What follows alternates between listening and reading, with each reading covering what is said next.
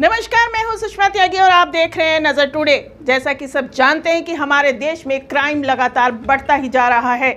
अपराधी बेखौफ होकर अपराध को अंजाम देते हैं और हम बस खड़े होकर देखते रह जाते हैं।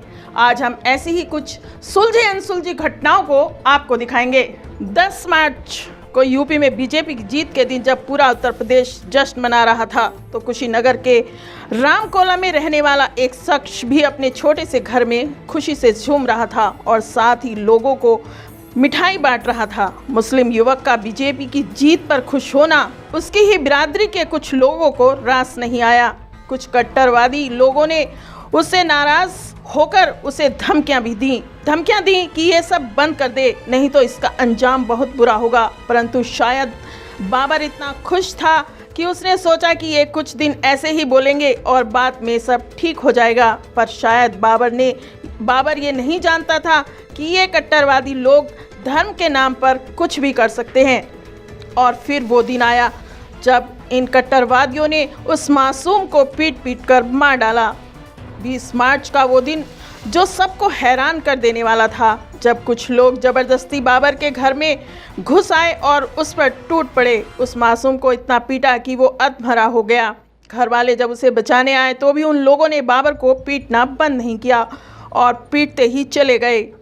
जब उन लोगों को लगा कि वो अब मर गया है तो वे सभी वहां से भाग गए। बाबर के घर वालों ने उसे कुशीनगर के ही एक अस्पताल में भर्ती कराया, जहां करीब वो मासूम 1 हफ्ते तक जिंदगी और मौत से लड़ता रहा और आखिर में मौत की जीत हुई और बाबर इस दुनिया को छोड़कर चला गया।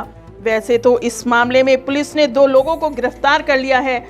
लोग भी इंसाफ की मांग कर रहे हैं। एसएचओ को भी लाइन हाजिर कर दिया गया है। पर क्या इन सब से बाबर अब वापस आ सकता है? हम पूछना चाहते हैं उन कट्टरवादी लोगों से जो धर्म के नाम पर इस तरह की वारदातों को अंजाम देते हैं। क्या हमारे इस आज़ाद देश में अपनी मर्जी से जीने का अधिकार भी नहीं है?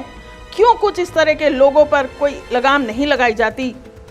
नई दिल्ली में 23 मार्च को हुए मर्डर केस का खुलासा पुलिस ने कर दिया है और आरोपियों को गिरफ्तार भी कर लिया गया। मिली जानकारी के अनुसार ये हत्या बदला लेने के कारण की गई थी। पुलिस के अनुसार जितेंद्र गोगी को कोर्ट में मार दिया गया था। गोगी की हत्या के बाद शेखर सन्नाटा नाम के शख्स ने खूब जश्न मनाया और केक भी काटा।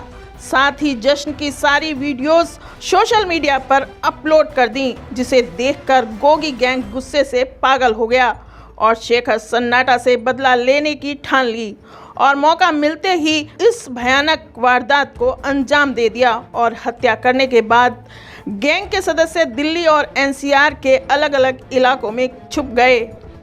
दिल्ली पुलिस को सीसीटीवी फुटेज में एक बाइक सवार की पहचान हो गई, जिसका नाम गौरव है। गौरव नाम के शूटर से मिली जानकारी के बाद दिल्ली पुलिस द्वारा शेखर सन्नाटा की हत्या का मामला सुलझा लिया गया है। तमिलनाडु के कुडलोर में एक युवती ने ब्लैकमेलिंग से तंग आकर खुदकुशी कर ली। मिली जानकारी के अनुसार 21 साल की यह युवती गणित में MSc की पढ़ाई कर रही थी। लड़की ने जान देने से पहले एक सुसाइड नोट लिखा, जिसमें उसने अपनी मां को संबोधित करते हुए कहा कि मां, मेरे पास जान देने के अलावा और कोई चारा नहीं है, इसलिए आप मुझे माफ़ कर देना। मुझे एक ऐसे व्यक्ति द्वारा ब्लैकमेल किया जा रहा है जिसे मैं बिल्कुल नहीं जानती। उसने मेरा नहाते हुए एक वीडियो बनाया है जिसकी जानकारी मुझे नहीं है और वो अब मुझे ब्लैकमेल कर रहा है। उससे बचने का मेरे पास कोई उपाय नहीं है सिवाय जान देने के लिए, इसलिए मैं अपनी जान दे रही हूँ। मध्य प्रदेश के रीवा में रेप के आरोपी महंत सीताराम को पुलिस ने गिरफ्तार कर लिया। ये महंत हुलिया बदलकर मध्य प्रदेश से यूपी भागने की तैयारी कर रहा था। वीआईपी राजनिवास में 28 मार्च को एक नाबालिग से एक कथावाचक ने बलात्कार किया। अब यह आरोपी महंत पुलिस की गिरफ्तारी में है। सोचने वाली बात यह है कि अपराध करने वाले इतने बेखौफ हैं कि राजनिवास जैसे वीआईपी इलाके में ऐसी भयानक अपराध को अंजाम देते हैं और निकल जाते हैं। यहाँ भी कुछ ऐसा ही होता अगर मुख्यमंत्री शिवराज सिंह चौहान इस वारदात को लेकर पुलिस को कड़ी चेतावनी नहीं देते। तो ये थी कुछ ऐसी घटनाएं जिनको अपराधियों ने बड़े ही बेखौफ होकर अंजाम दिया। कुछ सुलझ गई, कुछ अभी भी अनसुलझी हैं। आज के लिए बस इतना ही। आप देखते रहिए नजर टुडे। नमस्कार।